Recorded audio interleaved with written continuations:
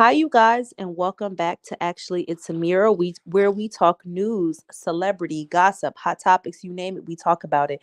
And if you know, this morning we were talking about Meg the Stallion versus Tory Lanez, their trial, and I am here with the update. If you haven't heard yet, Meg the Stallion's alleged key witness, her ace boom coon, her best friend, former best friend, speculative best friend, whatever you want to call it, took the stand in order to allegedly defend Meg the Stallion. And I have some bombshell developments about what I think is going on. Now, of course, if you heard my first live, I like to present my case as if I'm a lawyer. Why? Because it's fun. I'm not an attorney. I don't have a law degree. But why not speculate on what I would do if I was in the courtroom and I had to prosecute and or defend this case? And so it gives me an opportunity to have some fun with you guys. And I'm going to go ahead and get right into it because we have much to discuss. So first, of course, I'm going to take the affirmative. I'm going to pretend that she's the prosecution's witness because she was.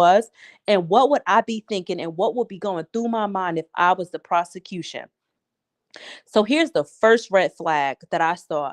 Number one, the prosecution granted Kelsey immunity in exchange for her testimony. And if you don't know what that means that even if Kelsey was to get on stand tomorrow and say, it was me, I shot Meg the Stallion, they could not pursue charges against her because they have granted her immunity.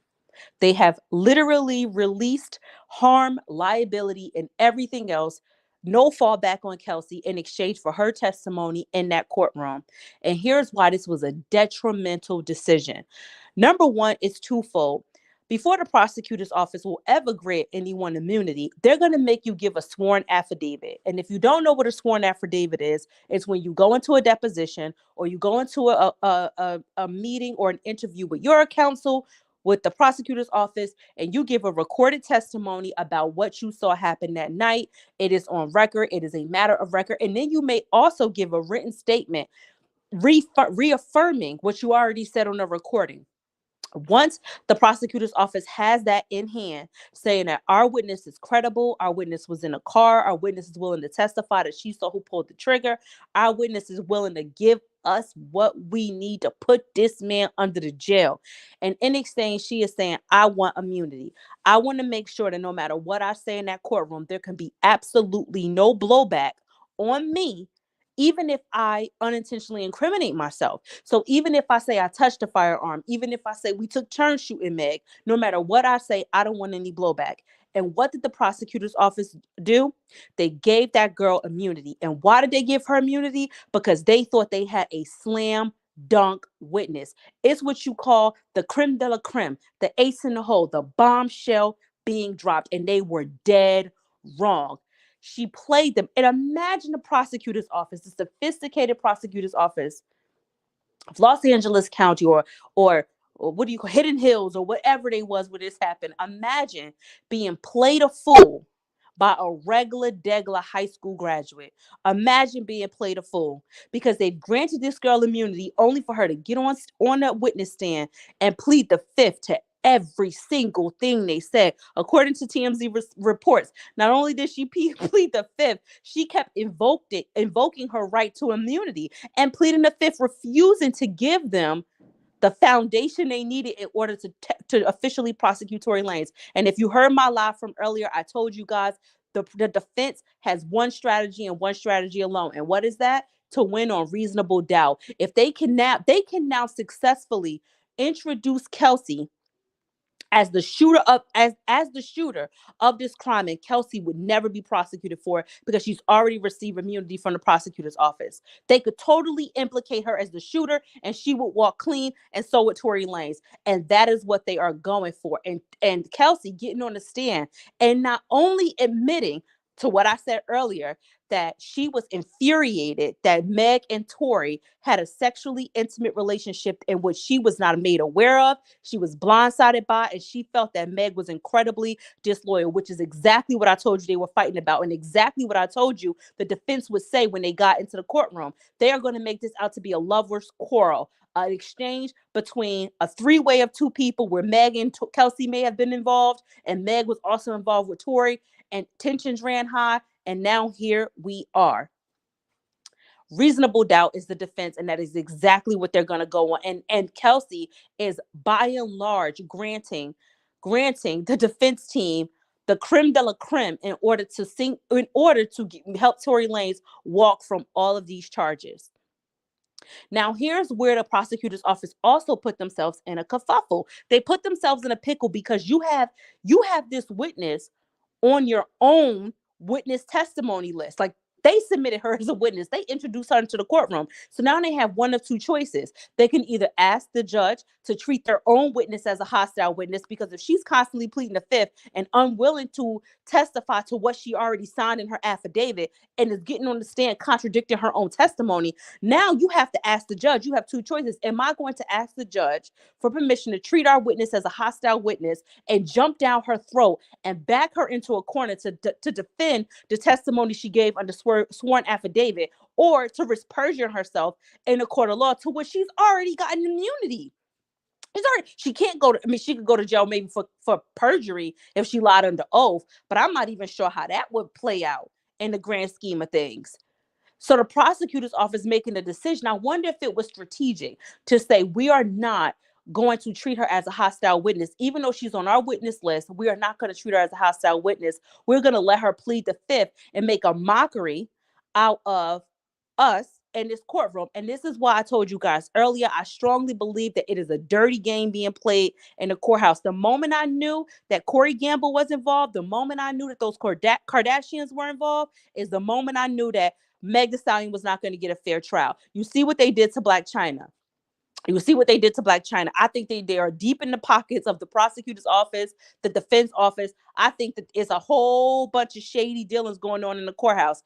And I think Meg back is totally against the wall, because they are about to paint her out to be a pathological liar. And Kelsey has laid the foundation for it, talking about Meg was really off. Meg had a lot to drink. She talking about she was so drunk she couldn't even remember what really happened that night. Yet and still, she not only sent a text message to security saying Tory shot Meg. You sent that text message. You were coherent enough to pull out your phone and send a text message with a 911 to a third party implicating Tory Lanez as the shooter in that car. And now you are on the stand testifying that you can't even remember what happened that night. Bull crap.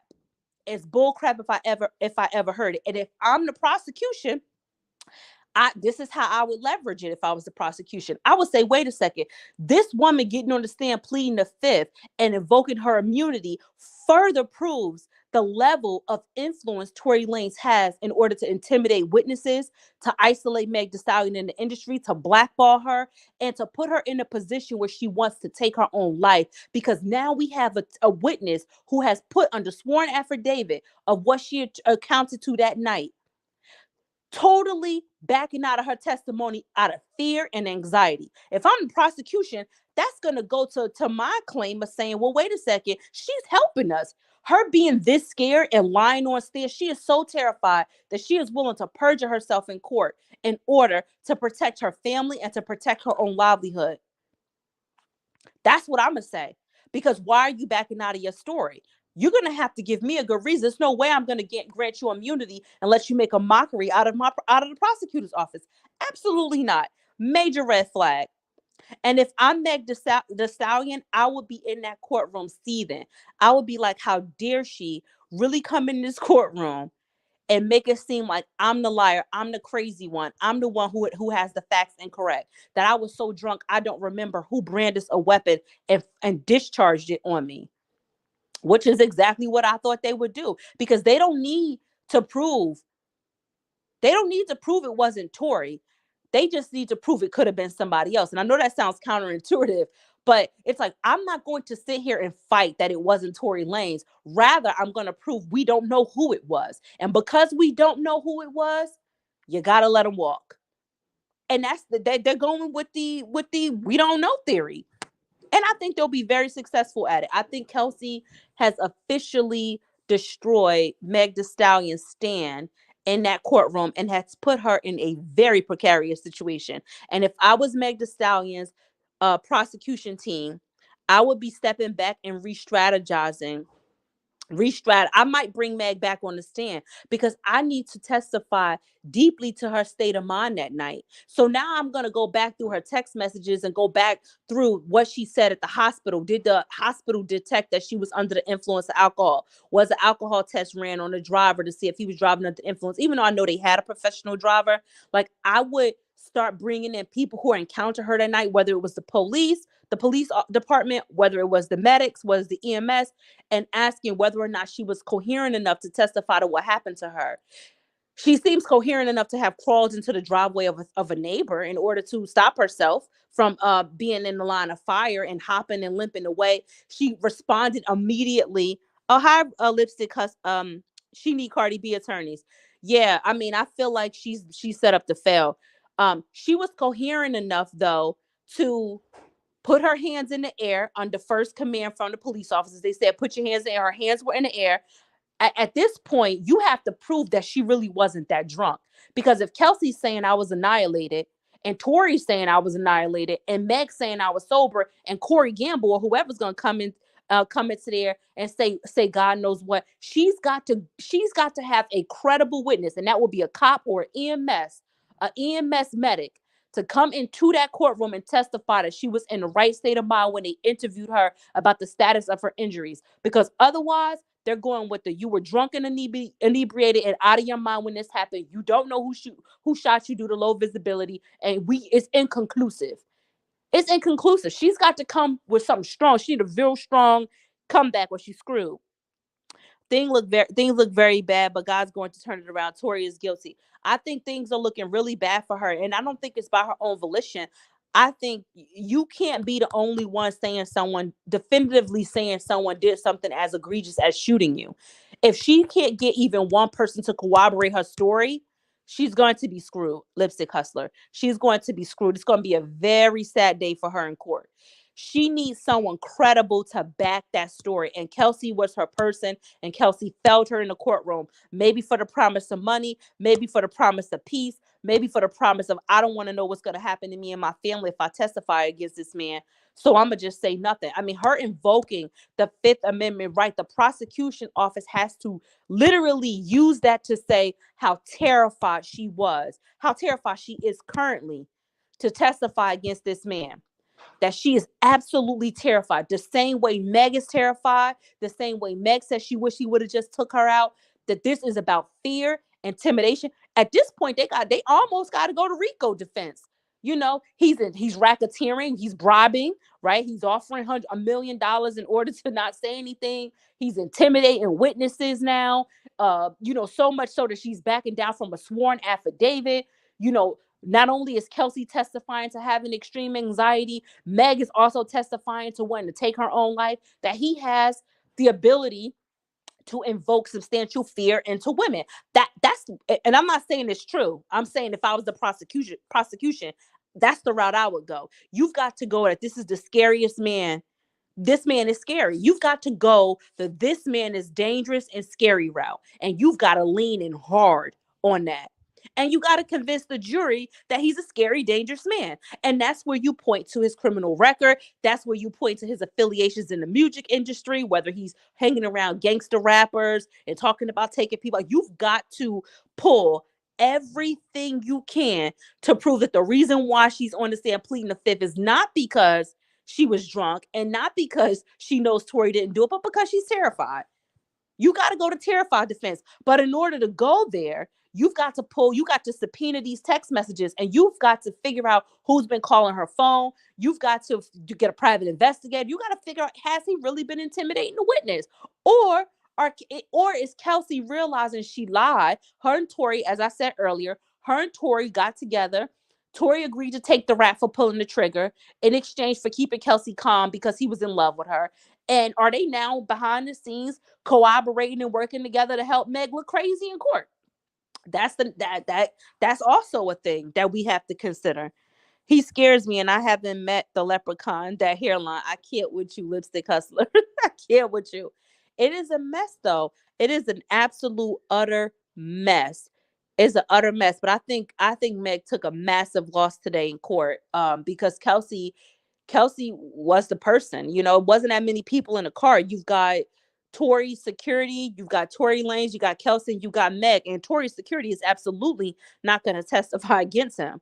Now you've lost Kelsey. You've lost the only other eyewitness who was in the vicinity of the incident in question. And if I'm in the jury box, I'm asking myself, I'm like, who's more credible? Because when you have a lot of inconsistencies in stories and you have a lot of moving parts, I'm going to always go back down the logic. I'm going to say logically, who has the most credibility in this situation? Who has the most to gain from lying and who has the most to lose from telling the truth? Who has the most to gain from lying? Who has the most to lose from telling the truth? And that's how I cast my vote if I was in the jury box.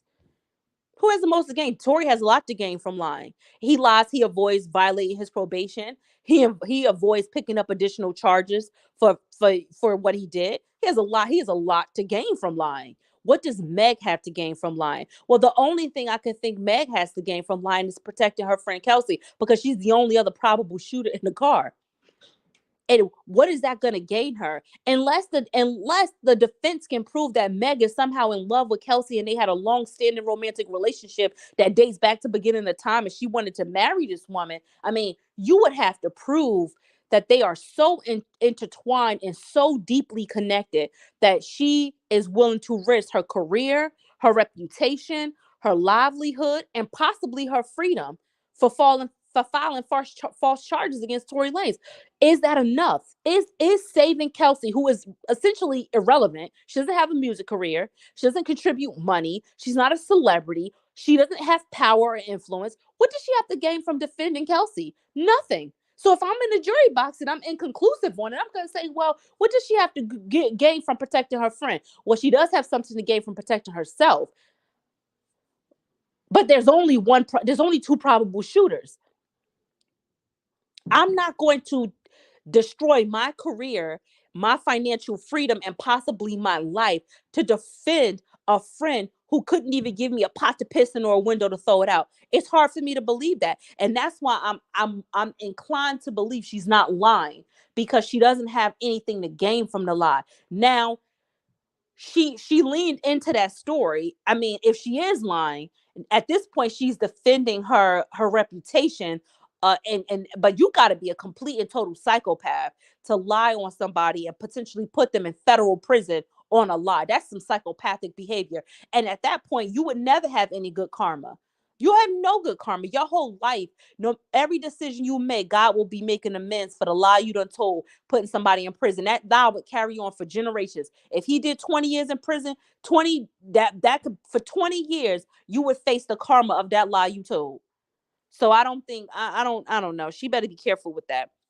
Meg's attorney better file her into Beyonce in that courtroom. I don't know. I feel like Meg is set up to fail. I mean, I'm not saying I don't know if she's innocent or guilty. I'm trying to take a non-biased approach here and just see it from both sides. But from what I see now, her attorneys did a piss poor job. There's no effing way I'm going to grant you immunity in a case and you're going to embarrass me in a courtroom. I would have never gave Kelsey immunity. Never. Never. Why am I giving you immunity? For what reason?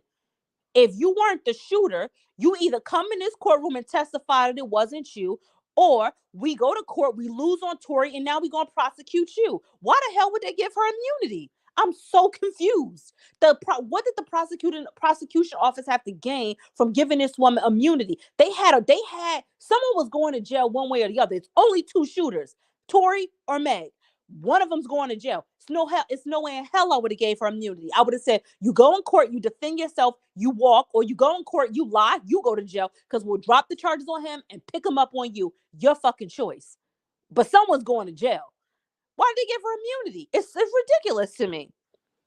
It's ridiculous. Cardi did have the best attorneys. I mean, Cardi paid money for her attorneys. Money. But it's ridiculous to me. It's absolutely, utterly ridiculous. I'm not sure if they go to court tomorrow. I think it's 8 days, and I think they're going every day. So I'm assuming they are going tomorrow, Lipstick Hustler. But it's absolutely ridiculous to me. Absolutely ridiculous. No way. I feel like the prosecution's office, the state felt Meg. I feel like I don't know if Meg has a third party counsel investigating this case to help the state with their case in order to, everybody just they're failing her. I think unfortunately they will introduce enough reasonable doubt that he might walk. He might pick up a gun charge. Who knows?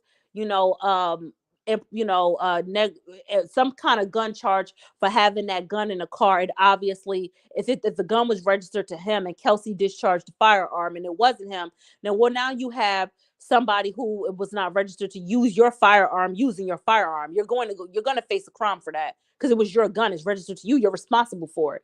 But so I think he'll get something, but I don't think I'm unsure he's going to get shooting Meg probably every day of the week, like Cardi's trial. Yeah, I think they're gonna meet every single day. Cardi's trial was crazy.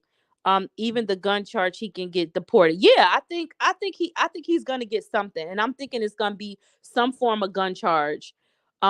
Because someone, it's either A, it was you and it was your gun, and now you go to jail, or B, it wasn't you, it was Kelsey, and why was she using a gun that was allegedly registered to you? It don't look good either way for him. But I don't know if he's gonna get all the other charges. It's a tough case. I mean, it's night, drinking involved, unreliable witnesses. I mean, circumstantial evidence is not even strong enough. You're talking about bullet fragments. Well, did he shoot the ground? Did he shoot her?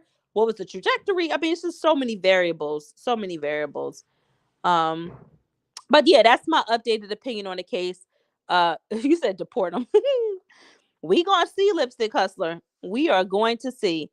But that's my update on the case for today. I'm not going to stay too long. I just wanted to come in and give my feedback. If we get more developments tomorrow, of course, I will be back to give my 1, 2, 3 cents on it. Thank you to everybody who's in the live. Even if you in the bushes, do your girl a favor and like the live. The least you could do. Like the live on your way out and leave a comment, not in the chat. Go to the video and just leave a comment. You could just leave a good live, or I enjoyed it, or I was in the bushes, or I'm here, just to kind of help boost it in the algorithm so that more people could hear some of my commentary. I'm praying for Meg, but this is a lesson. She better grow up quick. Oh, absolutely. I mean, if she loses this trial, she's gonna have a hard time recovering in the industry. I think it's kind of, I mean, the girls love her. We love a good Meg knees, ow. We like a good Meg. But if they pay her out to be a pathological liar about this whole situation, one thing about the world, when the world loves you, they love you, but when they hate you, they hate you. And people change their minds fast as they change their draws. You could be the apple of someone's eye, the idol, and then one day and the next day they're like, you're canceled. Cancel culture is real, and people are shifty. People are very shifty. So, my thought process on that is, I hope that they kind of just say we don't really know what happened, and they don't attack her credibility as a witness, even though I think they will, because if they can paint her out to be a liar, she's done. She's done. So time will tell. Time will tell. But I think you know, everyone's gonna need prayer in the situation. I feel bad that her friend did her like that, you know. But more than feeling bad that her friend did her like that, I feel bad for Meg that the prosecution's office played in her face like that. Why would you grant that woman immunity? It's no way in hell. You get in court, you tell what happened, or you go to jail. The end, and that is all. No way I would have gave her immunity. But time will tell, and I'll stop in tomorrow when there's more updates to the case. Don't forget to like it on the way out and leave a comment, and I'll talk to you guys in the AM. Bye.